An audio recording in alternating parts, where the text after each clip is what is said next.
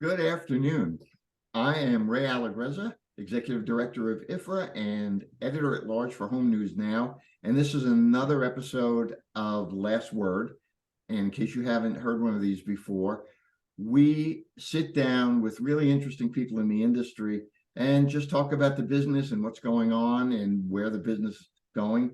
And today I'm particularly thrilled to not only have really a icon in the industry, somebody that's been around and has really touched a lot of facets of the industry, but she's a personal friend and one heck of a musician, my friend Heidi Jewell. Heidi, how are you? I'm good, Ray. How are you? I am doing great. So let's get started. I know you know so many people, but just in case somebody's tuning in that doesn't know you, tell us who you are, kind of how long you've been in the business and where you started. Heidi Jewell. I have been in the business since, oh, good Lord, I guess 1989 when I got out of college. And I'm currently with Violino Leather.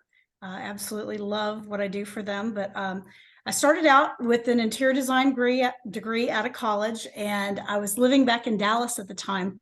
And my dream was to be an interior designer. And I got out of college and went to go interview with Gabbert's Furniture up in Dallas. And they said, well, you have no experience. I thought, well, I've just gone through college. I want to be a designer. And then I went to go work selling furniture for Dillard's, actually, for a year up in the Dallas area.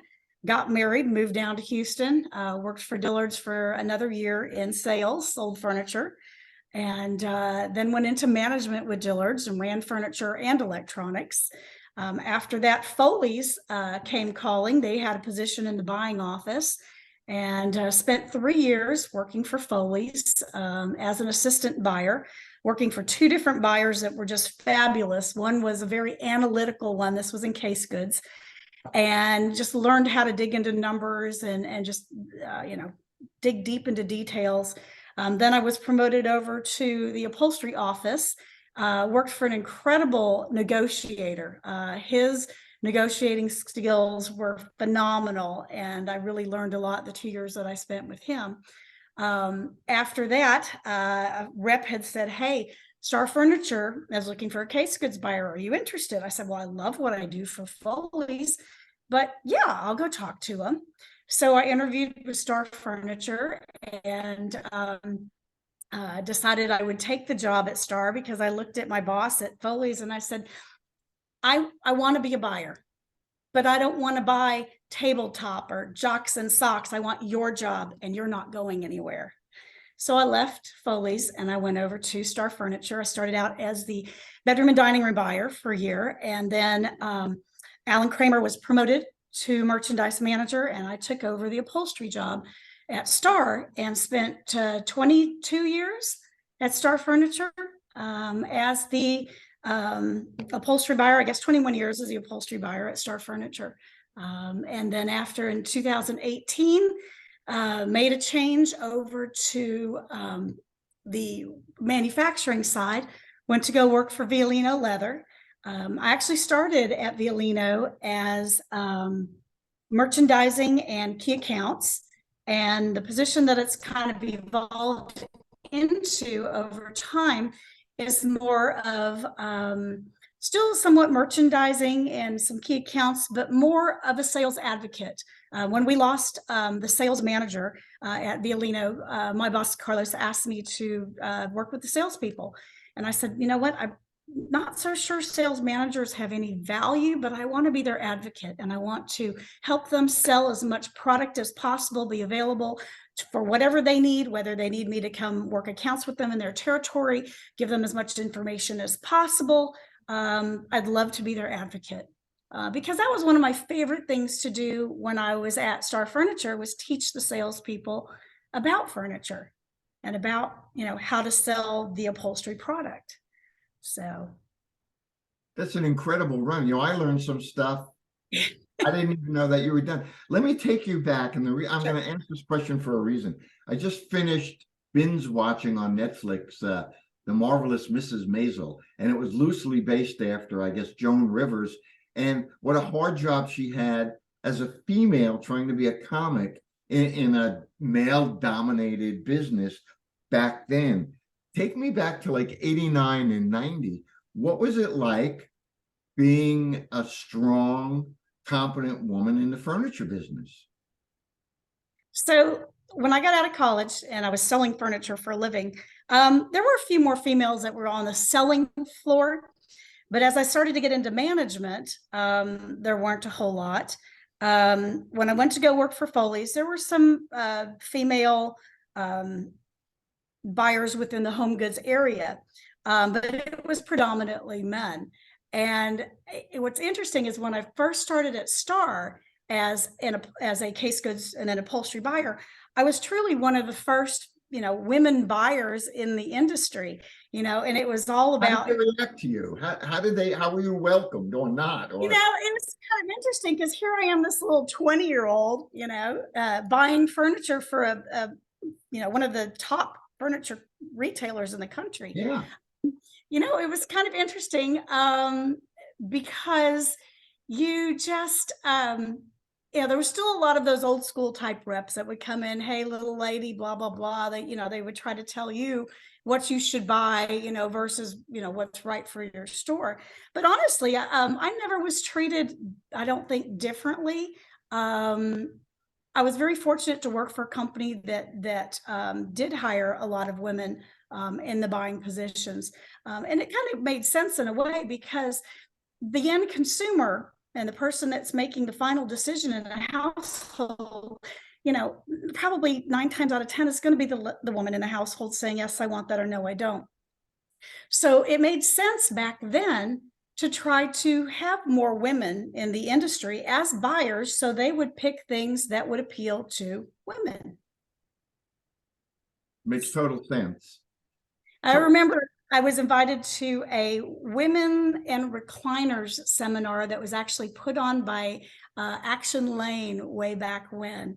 And that's where I was fortunate enough to meet like Rhonda Wolf over at Haverty's and some of the other women in the industry, because they pulled all of us top buyers from around the country that were women. And they said, okay, what does a woman want in a recliner? And they actually had a 2-day seminar where they asked us, how do we make a recliner that's going to appeal to a woman as opposed to a recliner that's going to appeal to a man?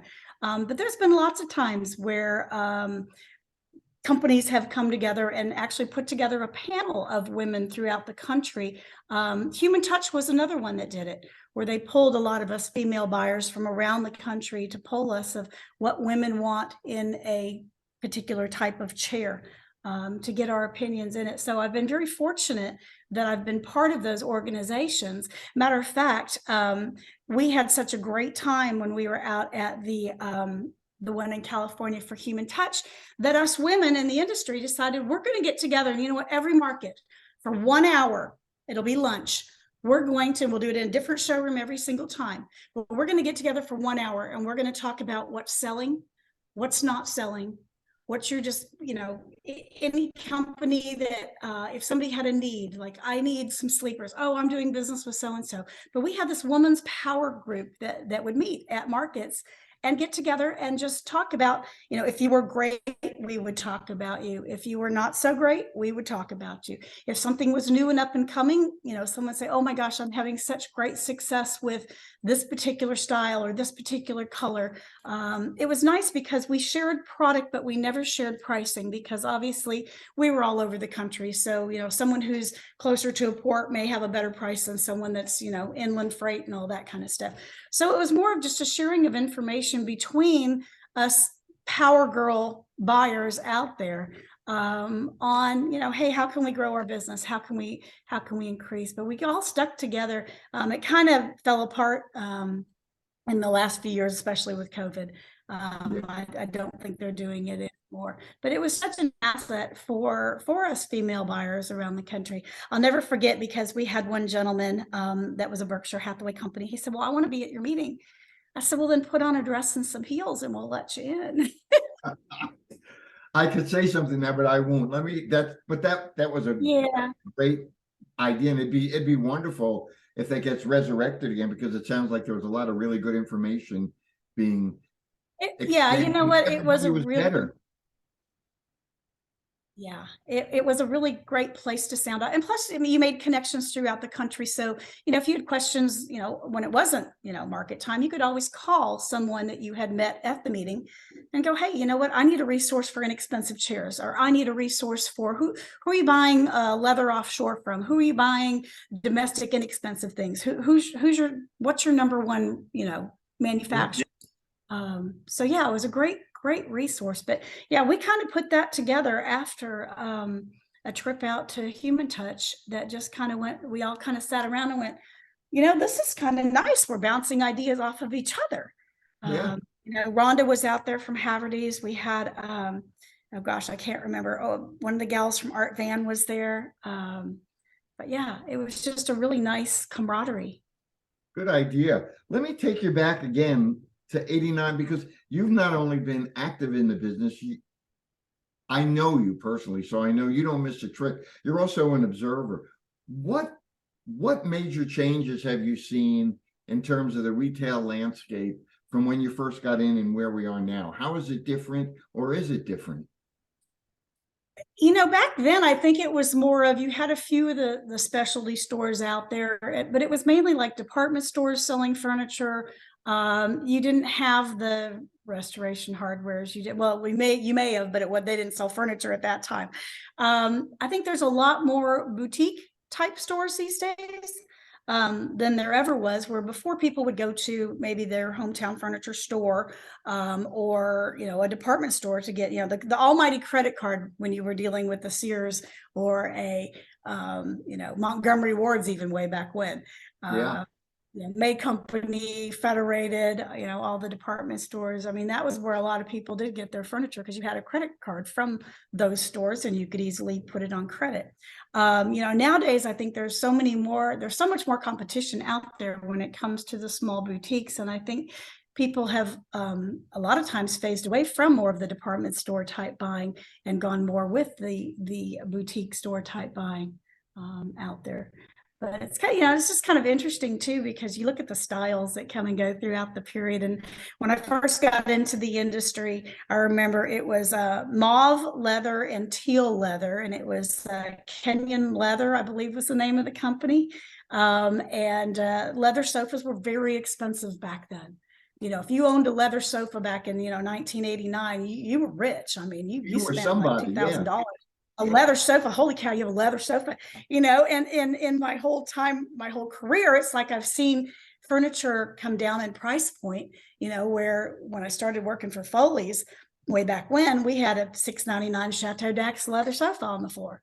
The prices came down, because manufacturing went offshore more than in the United States. Everything moved, whether it was, buying out of Italy, buying out of, China later. Yeah, it's been quite incredible. And it's so funny because you look at the colors too that were popular back then, and then everything is cyclical and it all kind of starts to come back in. We were in a brown mode for so long, and now we've moved into grays. Everything is tones of gray shades. We're getting back into some caramel colors now, especially in leather. But yeah, it's just interesting how it all kind of cycles through and comes back in, and Keeps on moving. That's it. So let me ask you this. What prompted you to go from retail to the manufacturing supplier side? And I mean, you're like a secret weapon because you really understand what retailers want. But let's start with part A. What attracted you to come into Violino? Well, the company that I worked for, Mr. Wolf had passed away and new management came in, and the new management had a very different philosophy on merchandising than the previous management. Star Furniture was a middle to upper end dealer, and the direction of the company was not a direction that I was really comfortable with. And I was invited to go. So once that happened, actually quite a few of us that were there were invited to go. Yeah. And I was one of the lucky ones because I was out first. That was my blessing. and just got out in the industry. You know, one of my dearest friends, Aaron Larry, was working for Bauhaus at the time. And I said, look, I don't have a job. You're setting up a new showroom in Las Vegas. Let me just come and help you. So I went out to Las Vegas that January in 2018, and we set the whole showroom. They hadn't showed in Vegas before. And I just started interacting and talking to people. And a friend of mine said, hey, you need to go down and talk to Violino. They're looking for somebody. So I went down and I talked to Carlos, and we just kind of hit it off. And I had known Carlos way back when he was in his 20s. We did a lot of business with Leather Trend, and Carlos had worked for Leather Trend. And so I had known him quite some time. And we just kind of hit it off. And he said, you know, we're looking for someone. I don't exactly know how I want to use you, but I want you on the team. And I was like, great, you know, I would love to, absolutely love to do that. You know, it's kind of nice in a way because the position that I'm in now, I can help the salespeople so much in understanding the retailer because I was that retailer. And it's nice in the way I've come up. You know, I started out as a salesperson on the floor. Then I moved into management on the floor. You know, we were out working. I was out in California working with our rep out there, and we were visiting some of the stores we do business with. And it's like I can totally relate to that salesperson because I've done that. I can relate to that store manager because I've done that. You know, having worked pretty much every position along the way, you know, I know what buyers are looking for as far as, you know, dollars per square foot, things that are easy to flow, you know, colors that they know are going to sell. So it's kind of nice because I can kind of use my background knowledge in helping our retail customer today, because I understand the position that they're in when it comes to inventory levels and your GMROI and you know, all that kind of fun stuff that buying entails. Perfect. Now, since you were in retail so long, and you mentioned reps a couple of times, you said sometimes they would come in and tell you, you know, oh, you should buy this rather than what the store needed.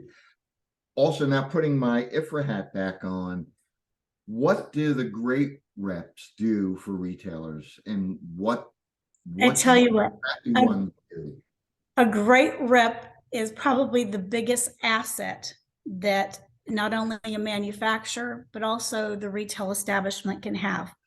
A great rep can make your company or break your company. We were fortunate enough, we had some incredible reps that called on us. But they're going to be out in the store and they're going to be teaching those salespeople. They're going to be bringing you new ideas or, you know, things that are selling, you know, maybe another division, another area.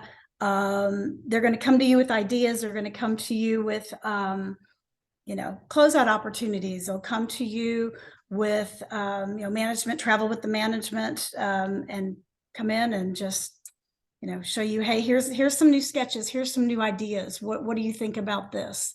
You know, that was something that was really nice because of how large Star was. We had a lot of people come to us and say, hey, we're thinking about doing this, or we're thinking about making this sketch, or what do you think of these fabrics going onto this frame? So a good rep that can come in and can show you some things that are up and coming is phenomenal. Plus that helps the manufacturer in guiding them of like, oh, hey, you know what, we showed this to a couple of our key accounts and they really don't like this arm, or they like this detail but not this detail, or everyone loves green leather, you know, they all want to see the green leather, or whatever it may be. So a good rep, but the key to a great rep is get out in the stores. Get out in the stores and be there for those salespeople. And it's amazing. When I was out in California traveling, they were like, oh my gosh, so glad that you're in here. Good to see you. You know, we really don't have that many reps come in.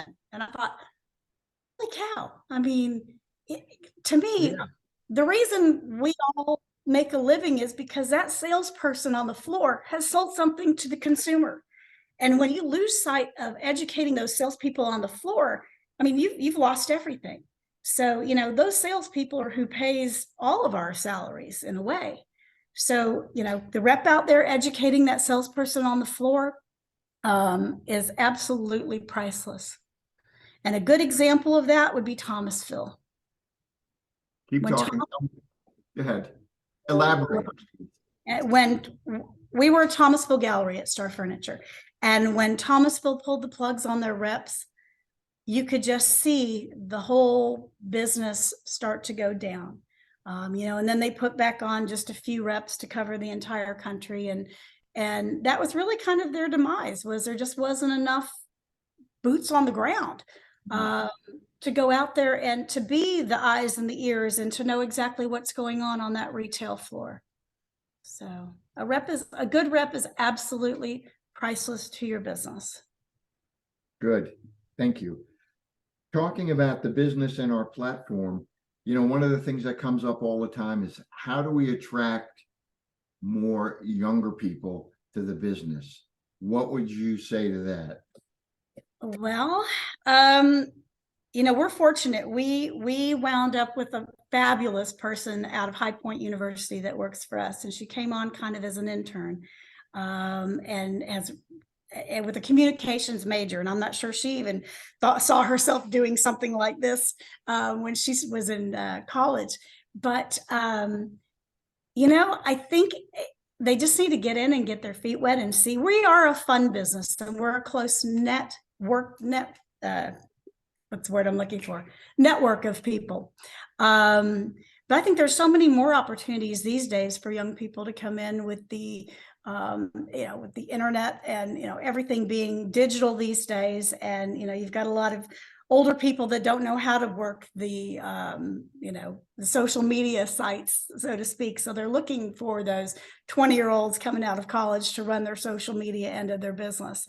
With AI being introduced, all that out there too. That's an incredible opportunity for the young people to come in that have already worked with it in college and worked with it throughout their their educational period. Yeah. But this industry is a fun industry, and I think especially with the young kids today, they want it to be fun and they want it to be light. And I really do think we do have a lot of opportunities for them in this industry coming in. Well, let me elaborate on that. I've known you a long time. You are naturally a mentor. I mean, I watch you, and you just really enjoy making people smarter, better, sharper. So we get these young people in and say, hypothetically, I've got 5 of them and I hand them over to you. What advice would you give them to be successful in our business? Learn as much as you possibly can. Go out and get as much experience as you possibly can, as far as go visit stores, go out to the retail floors, talk to salespeople, get involved in every aspect, go to mills, go to tanneries, learn about product, go to, if you're in case goods, go visit different types of manufacturing facilities. One of my favorite things that I love to do is tour manufacturing plants. Every time I would tour a plant, I would always learn something new. So if you can get out there and just see how product is made, just learn as much as you possibly can about the industry. Attend the Showtime shows. Just really expose yourself to the product out there. Good. What do you see for the remainder of the year? I mean, none of us have a crystal ball. Just, is the business going to get better, or are we going to be kind of in a static? I think this year will probably be in kind of a stagnant mode. I mean, we'll pick up a little bit in the fourth quarter, because we always do, but I think it's going to be flat at best this year. I agree. And then this leads to my next question. We always talk about industry messaging. I remember back in the day, they had a blue ribbon committee to try to get a slogan for furniture like "Got Milk" or "The Incredible Edible Egg," and they couldn't do it. But, what do you think of the messaging that we're sending to consumers? And I don't want to lead the witness, but I'm thinking in particular, so many crazy loud ads, or no down payment, or no interest, or no. Is there a better message we should be sharing with the consumer? Again, I think if we can make the furniture fun, that's a big part of it, because the whole generation that's coming up that's buying furniture, is looking for fun. So if we can try to make this industry as fun as possible, whether you are a a young person coming in to work in this industry, or whether you are a consumer on the other end of it, make it fun, make it light. I think that's the best way to get more consumers in and to get more people into our industry as well. I mean, it's a good idea. We're just about out of time. And so in keeping with the name of the show, the last word, this is where I love. I don't get the last word. You do. So any last thoughts on the business or life in general? Just you know what? Always do things that make you happy. And if you're not happy in what you're doing, it's time to move and find something else. But I've been very fortunate because this industry has always made me happy. So just keep doing things. You always have a smile on your face, so I know that's authentic. Like, I know what makes you happy, that guitar and amp behind you.